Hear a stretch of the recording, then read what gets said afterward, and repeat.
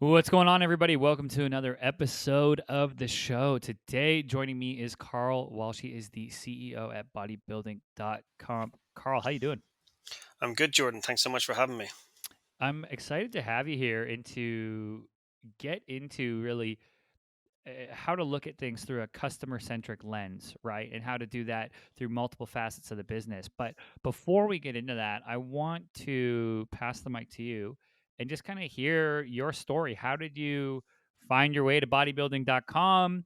Yeah, and lay that out for us, and then we'll hop into kind of some of the roadmaps and growth that you guys have experienced and challenges that you're pushing through. Sure. Well, it's been a long and winding road to become a CEO of bodybuilding.com because I grew up in Dublin, Ireland. Grew up playing rugby and soccer, was always a fitness fanatic. When I graduated from college, I went to Accenture and worked in tech. And after 5 or 6 years of tech, I had a thirst for more, and I moved to New York and did an MBA with a view to getting into retail and marketing. What I found when I left business school, I joined McKinsey and Company. I found that my understanding of the marketing world plus my tech background lent itself to e-commerce. I found myself doing a lot of e-commerce work while at McKinsey. I left McKinsey after a few years and co-founded and built two companies, one in digital marketing, one in e-commerce. One successful, one was a little choppier, but you learn as much from the choppy ones, to be honest with you, as you do from the successful ones. And after exiting one of those, I joined BCG in a leadership role to help with their digital and e-commerce thinking. And the person who hired me to BCG had been my boss at McKinsey previously, so it's going back to a familiar spot. And out of that, actually, got an interesting break where Pandora Jewelry were my client in Copenhagen, and their CEO called me up out of the blue and said, "Come be our chief digital officer and help me build my ecom business." So I did that for a couple of years, a lot of fun. Based in LA though, and our offices were in Baltimore, Hong Kong, and Copenhagen. A couple of years was enough. Got a lot of air miles. My wife still travels on them. And then I joined JC Penney, and I worked for Jill Salto there for a year, trying to help the company get out of bankruptcy. It was super interesting because not only was I running e-commerce there to help get the company out of bankruptcy, but it was at a time when stores were closed. So a lot of pressure, a lot of fun, very rewarding. And while I was there, Jam Najafi, who owns bodybuilding.com, approached me and said, "Do you want to come and work at bodybuilding.com?" And I said, "I can't. I have an agreement with this company, but it runs till January." And he said, "Well, we'll talk in January." And that's how I ended up coming here. Amazing. So when that opportunity, the contract opened, or was over, and it opened up, were you like, "All right, it's game on, time to rock and roll and take this," or were there other options, or yeah, where was your headspace at that time? Yeah, so I had a couple of very big offers from large US corporations, global corporations in the sporting world, but were more lucrative on paper. Um, One of them, the company had offices in Europe, in Asia, and actually in Baltimore. And my wife and I discussed it and said, "You know what? We've seen this movie, and yes, your resume will look better, and people on LinkedIn will go, 'Wow, he's at the top of the world.' But let's do something that I'm passionate about and fun." And Jam Najafi, who owns bodybuilding.com. He's a wonderful guy, very value driven, and somebody I could imagine working for the next 10, 15 years. And then obviously being a fitness fanatic, this space really interested me. So I made a decision for myself instead of, I guess, for LinkedIn and the short term bank balance. I love it, right? Finding those positions that align with your values and your passions, and kind of saying no to the ego, right? And if you've been there, done that, got the T-shirt when it comes to traveling all over the world for business, it gets to me that gets old very fast. Being in those hotel rooms and across the world and zooming back and forth. So I'm happy to hear that you got to bodybuilding.com and were able to spend some time in LA. Exactly. And we had a son last year. So, timing. Yeah, yeah, definitely. Well, congratulations. So now I want to shift a little bit, and I want to talk about how you're approaching when you came into bodybuilding.com. I want to talk about, and we spoke a little bit off air about this, about how things in the industry had been vendor led, and now you kind of have to switch to look through the customer lens. So lay a little bit of context out for me on um, what the space was like beforehand and some of those shifts that have happened in the messaging, and in the way you handle um, problems, customer issues, etc., to really make them more customer centric? Yeah, well, you got to go back, Jordan, to when bodybuilding.com was founded, and Ryan DeLuca did an incredible job building the business. But at that time, a lot of the work the company did was content driven and actually creating brands. So Jim Stefani is one of the brands, but was born out of bodybuilding.com. It's Jim's brand, but we helped build it, right? So what you're bringing to your consumer at this point in time is a new set of supplements for goals, but you can help them achieve, right? So that's customers are coming and saying, "This is wonderful. You're helping me figure out what I need to do, and you're telling me who to do it with." So I did some customer calls to early in my tenure to ask people like, "Why do you shop us?" And one lady said to me, "I shop you because you carry the gym brand, and that's the brand I like." And I said, "Why do you like the gym brand?" She goes, "Well, I googled, things to get me fit during COVID, and found your site, and you guys told me to like the gym brand." I said, "Okay, so you shop us because we have gym, but you shop gym because we told you to." Yeah. And that's kind of who bodybuilding.com always has been. So when I look at the way we're operating today, and then our vendors are wonderful and they want to help us grow and we want to help them grow on our platform, and all that remains true. But the way we talk to consumers is very much around what brand at what price. So for our core consumer who knows what brand they want, that's great, right? They're coming in, they're saying, I'm an animal shopper. You have animal that's 20% off today. I'll take it. But if it's not 20% off, maybe I'll come back, right? Because you invariably run a sale eventually. So that's a vendor led business model where they decide when they want to grow on our site. We get discounts accordingly and we grow their brands at those moments. But for a new shopper coming in, that doesn't differentiate us, right? And it doesn't Mhm. help them. So when you think about people like the lady who told me she Googled how to get fit during COVID, when you come to our site, if you just see brands at a percent off, we're not helping you. But if we said, hey, for female athletes who want to get fit, we recommend this supplementation regime, and here's some brand options we have and why you would take each of them versus each other. And it can be a value play, it can be a quality play, it can be how intense it is. Now you're helping the consumer figure out which one to buy. And then, by the way, you can have the 20% off. I'm not saying we'll stop doing discounts. We still got to give that value to our consumer. But it's what internally I call the dual value proposition. And dual meaning one side has to be the why you want this product, period. And then the second side of it is why buy it right now. And that can be price, but it can't be just this product at this price.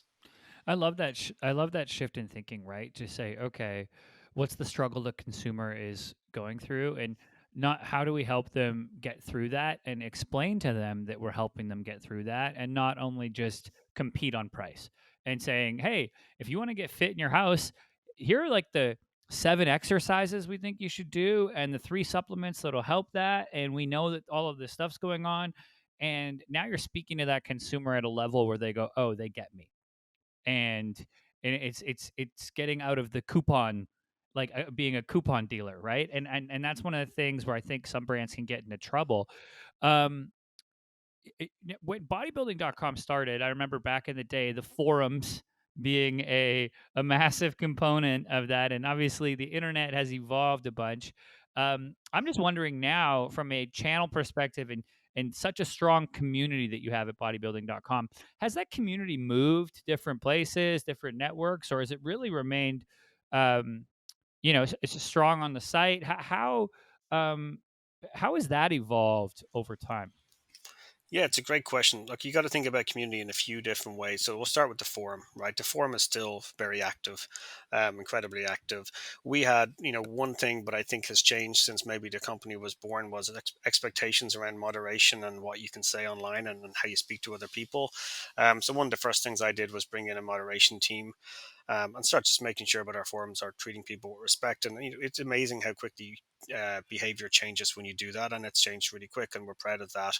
We also had a miscellaneous forum that was nothing to do with sports, but people loved. That was where unfortunately you get some of the stuff you really aren't proud of. So we took that now and basically said, if you've never used it before, you'll never see it again. It's gone, right? And that's something I would love. We're moderating that. If it gets to a place where I feel it's a safe place, we'll consider bringing it back. I know our consumers want it back, but the decision I made and our ownership supported was, if we lose some sales because we don't allow people say things, but we don't think they should be saying to each other, we don't want those sales. So we're pretty strong on that. So the forum is active, it's clean, it's a healthy place now, and we know we're looking at ways to evolve it technically to make it more engaging and have brands help people find things, etc. So that's a moving piece. when you think about community for us, our customer care team plays a big part of this. I mean, Porter Marshall, who runs customer care for us, is an incredible asset. He's built a wonderful team there, and I've been listening in on a lot of calls and talking to consumers myself. And you talk about a digital business, but if you just call us and say, here's the goal I'm trying to achieve, these guys know the industry inside out and they can help customers. So we think about community offline and online. So you got your forums and we can give advice in there. You got how you curate, but then you got how your customer care team engage with consumers. And then the final piece of it is we have all these workouts in an app called BodyFit. How do you bring them to the core of what you're doing and get those people who are curating those workouts to actually be engaging with consumers as well? Yeah, I love that. It's interesting, right? That the community takes so many different avenues to come together. And two things I think are really important there that other brands can learn from. One is if it's not something that's going to represent the brand, then it's good to kind of silo it or muffle it to some extent, like a space where maybe the community isn't saying things that we want them to talk about. Okay, so we're not going to put the brand to be exposed to that. Um, Two, mentioning that there's a massive offline experience that people are having, right? They're coming, they're getting your product, they want the workout, but then they still got to go in the gym at 5 a.m. And execute it. And then Right. they come out and they go, okay, where's my community? Where do I go to? Maybe the people in my life aren't fit or aren't as into it as I am. So where do I find that outlet where I can ask people, hey, what's the best routine for I'm training for this? Where can I get the help? And um, having that, ounce of moderation within that, I think is so important. Um, Now, when we look at the future lens, right, of bodybuilding.com, where do you, and with e-com, and we're looking at Facebook changing regulations with advertising, everything, Right. where do you see the brand going from a e-com perspective? Is it is there a set course, or is it, hey, we have a goal and we'll find our way there?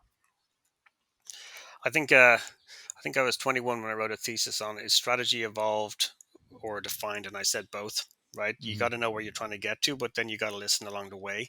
Um, for us, there's sort of three or four, I guess, facets to our business, but all revolve around the customer getting healthier and fitter and stronger. Right. Number one is we have a private label brand, bodybuilding.com signature. We're put a team against that. We're going to focus on innovation. They're working right now on bringing immunity and sort of your course implementation together into singular products. And as the world changes and people's needs change, continue to evolve that brand. So right now, I would say that brand is as good as most in the industry at a cheaper price. That's fine, but it's not that exciting. We're going to make it a thought leader in the industry and push the boundaries of supplementation, whilst also being a slightly better price because we're vertically integrated. So that's one piece. Two is our fitness app, Body Fit. We as a company have 700,000 pieces of content, right? It's incredible how much content has been created. There's definitely been years where the company may be over invested in content, but great, we have that asset. And a lot of those are workouts, etc. So, how do I get enough of those workouts free to consumers on this course site so that you don't have to pay money to get fit and healthy, but yet turn the app into a premium experience that's worth paying for?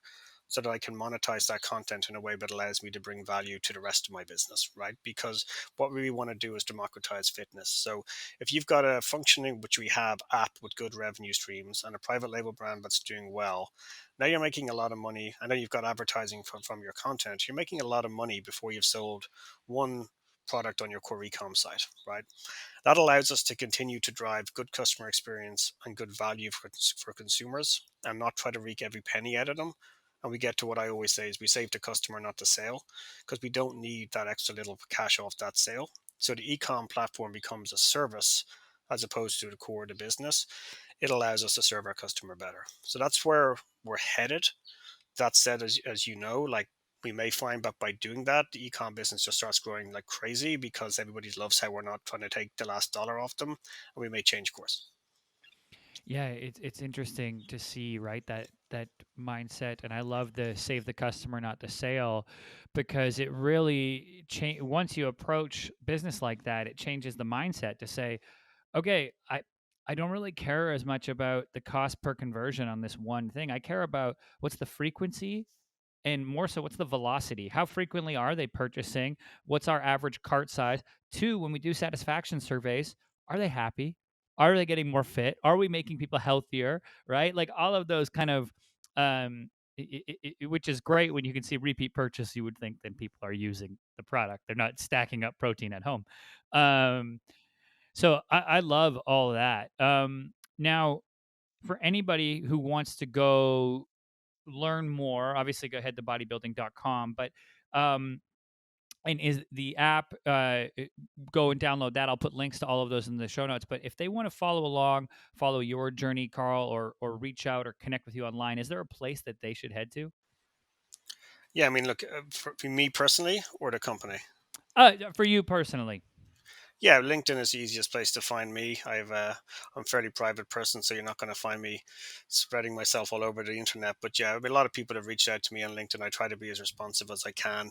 I'm sure people can imagine in my role, I get a lot of not so interesting correspondence, so if I'm slow getting back to people, it's because I'm sifting through it all. You know. Yeah, the 30 and 40 hot leads your way type emails, and I'm sure. Yes, correct. um, Karl, thank you so much for coming on, and everybody who's listening here, head over to bodybuilding.com, check out their site. If you're into fitness like me, and I've been on the site probably hundreds of times in my life since I started working out, so I love what y'all are doing over there. Thanks again so much for coming on the show. No, thank you for having me. All right, everybody, that's it. And as always, I'm your host, Jordan Shelton. I'll catch you later.